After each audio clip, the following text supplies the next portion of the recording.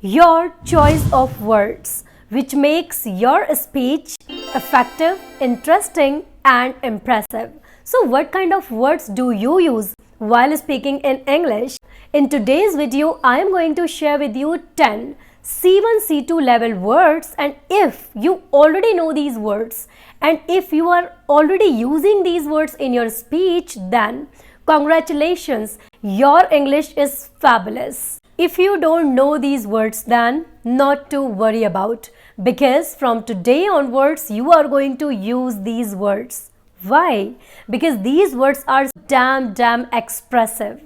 And my motto is not to share some lavish, posh, advanced vocabularies, no. But these vocabularies you all can use, whether you are at beginner level, intermediate level, or at advanced level. But you all can use these expressive, interesting vocabularies. So, without wasting your precious time, let's directly dive into it. Our first word is gonna describe your personality. Why? Because you came here, you want to gather a lot of vocabularies, you want to study vocabularies. So, our first word is Logofile. Logofile is a person who loves to collect and study words. So, you can say, I am a Logofile. You are a Logofile. My friend is a Logofile, because you are kind of obsessed with vocabularies. Alright, now let's move for the next word. Our next word is Pristine. How fresh this word sounds. Pristine. And the meaning is same.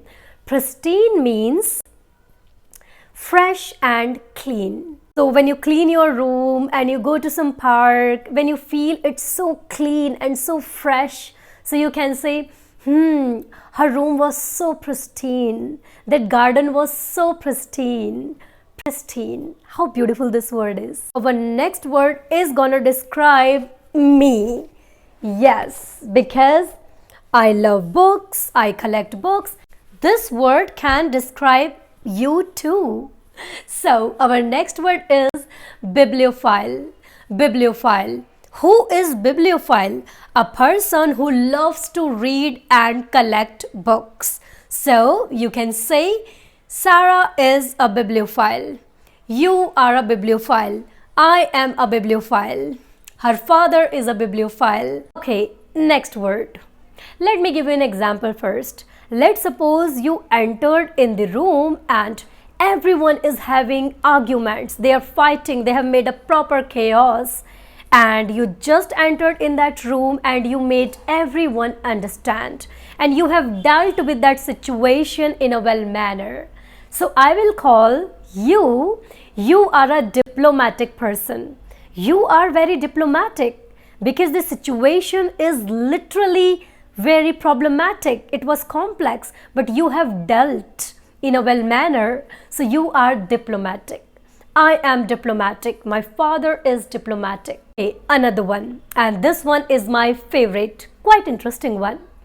Have you ever noticed when we talk with someone and they are very free to listen to us, even though we are sharing something which is actually going opposed to their thoughts, but they still respect our thoughts, our opinion, and they listen to us very carefully. So these people are broad-minded people. Broad-minded people. Opposite is narrow-minded people. The people who are not going to listen, your opinion. They're going to interrupt a lot, they're going to judge a lot, they have kind of fixed mindset, right? So you can call them narrow-minded people. But I really like broad-minded people. So my friend is a broad-minded person. Okay, another word is docile. Docile. How innocent this word is. Let me tell you the meaning. Docile you can use for a person or an animal who is very quiet and easy to control. So, if you have a friend or a sibling or anyone who is very easy to control and they're kind of innocent, you can say she's so docile. He is so docile. Cute puppies are docile. Animals are docile. Another one. and quite interesting one, my favorite one. You can use these words to describe someone's personality in a positive way, and you can use this word when you give suggestion and advice to someone. All right, so the word is decisive. Decisive. Okay, have you noticed some people take a lot of time to take decisions? They are not able to take. They take whole day to decide whether they have to drink coffee or tea, right? But some people are damn decisive, whether it's coffee or their career or their relation. But they take decision with focus, concentration, with experience, and they take decision quickly, right? So we can call these people decisive, and opposite is indecisive. The people who take a lot of time in taking decision, we can say these people are indecisive. Indecisive. I think I am decisive. And what about you? Our next word, and very interesting word, is splurge. Splurge. It seems like clever word, right?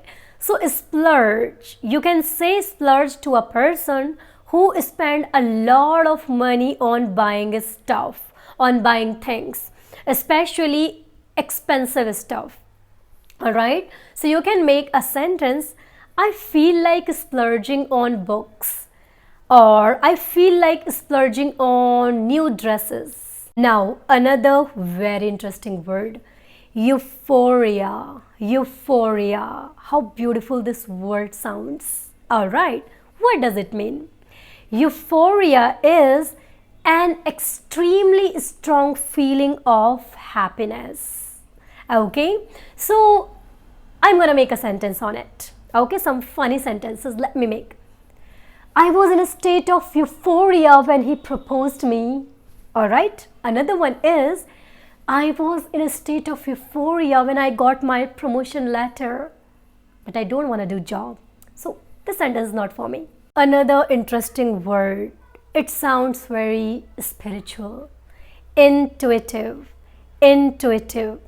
You can call a person intuitive when a person is able to understand someone or something not by using facts but by using feelings. Okay, so I can say that monk is so intuitive, but not just monk, anyone can be intuitive.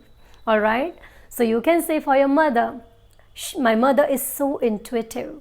You can say for me, for you, I am intuitive. Now, I'm quite excited to know that how many of them you already know. All right, one thing which I always say, yes, I have told you these easy expressive vocabularies so you can use these words in your speech, but always remember, never ever learn vocabularies and study vocabularies with the intention of speaking only. You must learn vocabularies so you can read good books, you can understand good books, you can understand great people, right? Whatever words you have learned today, try to use these words, try to describe your mother, your father, your friends, your partner, and you are going to instill these words in your mind. All right. Was this helpful?